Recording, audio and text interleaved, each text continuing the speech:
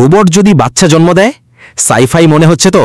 আবার ভেবে দেখুন, চীন বলছে 2026 সালেই আসছে এক মানবাকৃতি রোবট, যার কৃত্রিম গর্ভে জন্ম নেবে শিশু। টেক ইনসাইড ডেলি বাংলাতে আপনাকে স্বাগত। আজকের আলোচনায় এমন এক খবর যেখানে রোবোটিক্স, রিপ্রোডাক্টিভ সায়েন্স আর এথিক্স তিনটে মিলেছে একসাথে।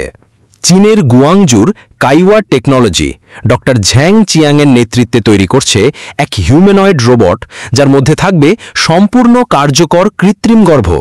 এটা শুধু একটা ইনকিউবেটর নয়, এতে থাকবে সিনথেটিক অ্যামনিওটিক ফ্লুইড, টিউবের মাধ্যমে পুষ্টি যোগানো, একেবারে বাস্তব গর্ভের মতো। 2026 সালে প্রোটোটাইপ আসতে পারে। খরচ প্রায় 1 লক্ষ ইউয়ান, মানে 12 লাখ টাকা বা $14,000।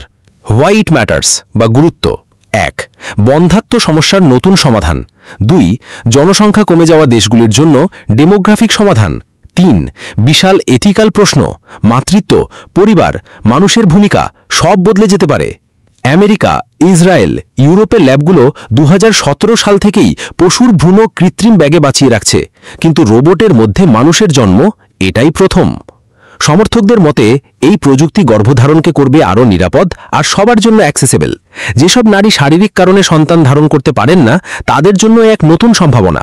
একই সঙ্গে নারীদের শরীরের ওপর যে বিশাল চাপ তৈরি হয় গর্ভাবস্থায়, সেটাও অনেকটা কমে যাবে। কিন্তু সমালোচকদের মতে এতে মাতৃত্ব একেবারেই মেশিন সার্ভিসে পরিণত হতে পারে।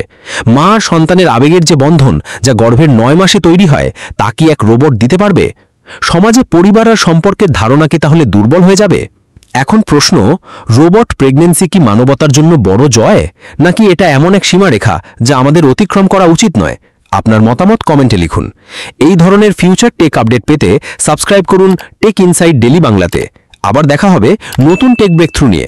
কৌতূহলী থাকুন, অনুপ্রাণিত থাকুন।